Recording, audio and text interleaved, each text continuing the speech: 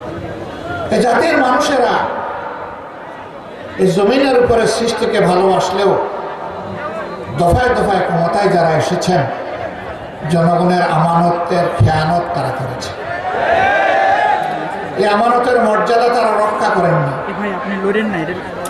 সেবকের কথা বলে ক্ষমতায় এসে তারা মালিক হয়ে বসেছিলেন। কম বেশি সবাই এই জাতিকে কষ্ট দিয়েছেন, জুলুম করেছে। সবচাইতে বেশি কষ্ট দিয়েছে গত 15.5 বছরের ফ্যাসিস্ট সরকার। তারা সবার গায়ে হাত দিয়েছে। আমাদের সেনাবাহিনী দিয়ে শুরু করেছে আর আমাদের বুকের সন্তান যুবক যুবতীদেরকে দিয়ে শেষ করেছে। হ্যাঁ, ক্ষমতায় আসার আগে 2006 সালের 28 অক্টোবর লগি বইটার তাণ্ডব চালিয়ে স্পষ্ট দিবালুকে নিরীহ মানুষগুলাকে হত্যা করে, ইমানদার মানুষগুলাকে হত্যা করে তাদের নিথর দেহের উপর দাঁড়িয়ে তারা নেচেছিল। তাদের রুচি কত নিম্ন পর্যায়ে এখান থেকে অনুমান করা যায়। এরপরে ক্ষমতায় আসার পর একটার পর একটা হত্যাকাণ্ড তারা সংগঠিত করেছে। সর্বশেষ 2024 সালের 5 আগস্ট যেদিন তারা ক্ষমতা ছেড়ে দিশাহারা হয়ে পালালো, সেই দিন পর্যন্ত তারা গণহত্যা চালিয়ে হাজার হাজার মানুষকে খুন করেছে। 34,000-এর উপর মানুষকে তারা পঙ্গু করেছে। 500-র উপর আমাদের কলিজার টুকরা সন্তানদের 2 চোখ হারিয়ে গেছে, তারা অন্ধ হয়ে গেছে। এই দুনিয়ার সৌন্দর্য আর তারা কখনো দেখবে না। 750-এর উপর 1 চোখ হারাইয়া বাকি চোখটি নিয়ে তারা ঝুঁকিতে আছে। 34,000 মানুষ তারা জীবনের তরে পঙ্গু হয়ে গেছে।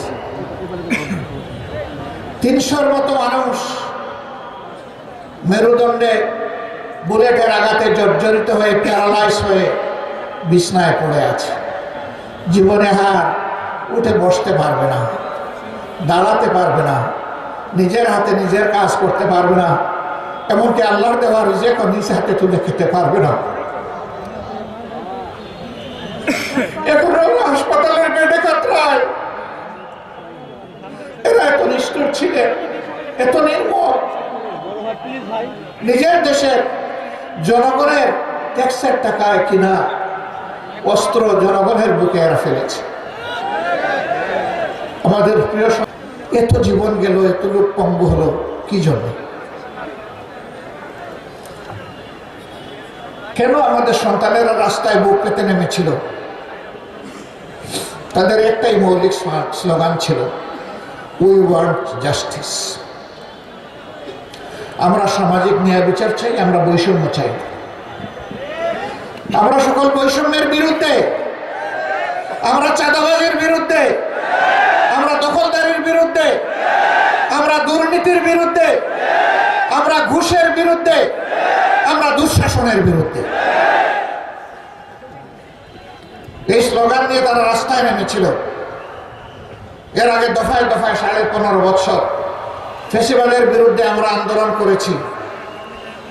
কিন্তু এই আন্দোলন 24-এর এই আন্দোলনে যেটা সূচনা হয়েছিল জুলাই 1 তারিখ, আর আল্লাহ তাআলা সমাপ্তি টেনে আমাদেরকে একটা শান্তির সমাজ উপহার দিয়েছেন আগস্টের 5 তারিখ, যেটাকে 36 জুলাই বলা হচ্ছে। এই আন্দোলনে আলহামদুলিল্লাহ 10 মাসের কুলের শিশু থেকে শুরু করে 80-90 বছরের বৃদ্ধ বৃদ্ধা পর্যন্ত শরীক হয়েছে। এখানে ক্ষমতা দেওয়ার মালিক, কেড়ে নেওয়ার মালিকও তিনি। ইজ্জত দেন তিনি, আবার বেইজ্জত করেন তিনি। তারা যখন ক্ষমতায় ছিলেন, আহারে এদেশের শ্রেষ্ঠ সন্তান আলিম উলামাকে তারা কত ইজ্জত করেছে। পায়ে বেড়ি দিয়ে, হাতে হ্যান্ডকাপ দিয়ে জেল থেকে ওই জেলে, জেল থেকে কোর্টে তারা টানাটানি করেছে। তাদেরকে খুন করেছেন, গুম করেছেন। দেশপ্রেমিক বিভিন্ন দলের মানুষকে তারা খুন গুম করেছেন, সাধারণ মানুষকে খুন গুম করেছেন। শেষ পর্যন্ত আমাদের যুবক যুবতী কলিজার টুকরা সন্তানদেরকে হাতুড়ি বাহিনী পাঠিয়ে গুলি চালিয়ে তারা খুন করেছে। আমাদের মেয়েদেরকে তারা ছাড় দেয় না। তারা আবার ফিরে আসবে। কেউ কেউ বলে আগামী নির্বাচনে তারা অংশগ্রহণ করতে পারবে কিনা। নির্বাচন কার জন্য? নির্বাচন তাদের জন্য যারা মানুষকে সম্মান করে। নির্বাচন তাদের জন্য যারা দেশবাসীকে ভালোবাসে। নির্বাচন তাদের জন্য যাদের কাছে দেশের প্রতি ইঞ্চি জমি আমানত।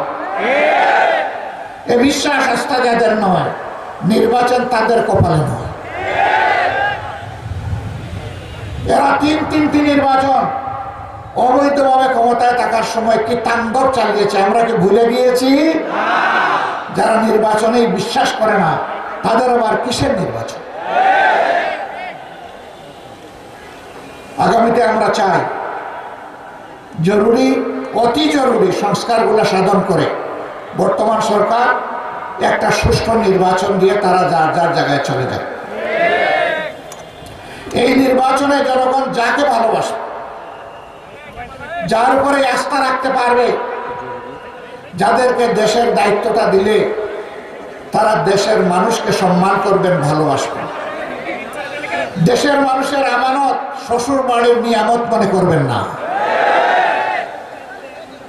প্রতিটি আমানতের পাই পাই হিসাব রাখবেন। চুরি করে দেশের সম্পদ বিদেশে পাচার করবেন না, যেমনটি গত 15.5 বছরে করা হয়েছে। বিভিন্ন সংস্থার হিসাব অনুযায়ী বিদেশে পাচারকৃত অর্থের পরিমাণ হচ্ছে 26 লক্ষ কোটি টাকা।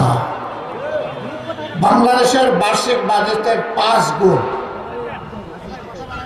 এই টাকা কারা চুরি করেছে? যারা ক্ষমতায় আসার পরে সবাইকে চোর বলতো তারা।